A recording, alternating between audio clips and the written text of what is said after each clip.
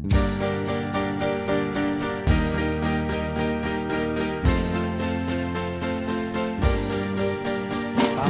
पाण खुद एक कलाकार आहियां।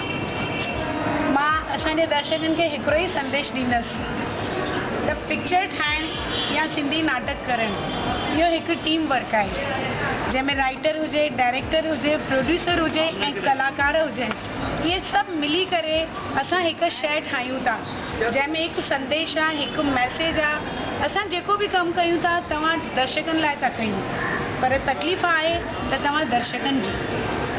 अॼु टीम 6-8 महीने में हिकु शइ तयारु करे थी, हिकु पिक्चर तयारु करे थी। उन खां पोइ असांजा दर्शक इंतज़ारु था कनि त कॾहिं असांखे फ्री में पास मिले त असां उहा शइ ॾिसणु वञूं। कोई ईअं नथो चाहे त मां 50-100 रुपया टिकट वठी करे अचण लाइ तयारु आहियां। असां जेके पिक्चर ठाहियूं था असांखे स्पॉन्सरनि जा मुंहुं ॾिसणा पवंदा आहिनि। असांखे हर जॻह वञी करे स्पॉन्सर ॻोल्हणा पवंदा आहिनि त भई कोई 25-30 हज़ार स्पॉन्सर करे त असां उहा दर्शकनि खे पिक्चर ॾेखारियूं। त मां तव्हां सभिनी सां इहा ई वेनिती कंदमि त असांजी जेके सिंधी पिक्चरूं ठहनि थियूं, जीअं त हीअ कर्ज पिक्चर ठही आहे जंहिंमें ॾाढो सुठो मैसेज आहे असांजी यंग जनरेशन लाइ, त मां यंग जनरेशन खे इहो बि हिकु संदेश ॾींदसि त तव्हां सुठी राह ते हलो, गॾोगॾु पंहिंजे सिंधी ॿोलीअ खे बचाइण लाइ घटि में घटि अहिड़ियूं सिंधियूं पिक्चरूं ॾिसो, उहो बि टिकट वठी करे।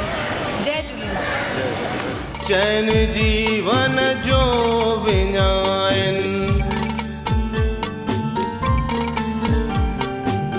पैसे जो कुछ मोल ॼाणो, सोचे समझी ही खपायो। लोभ लालच में अची था दाग इज्जत खे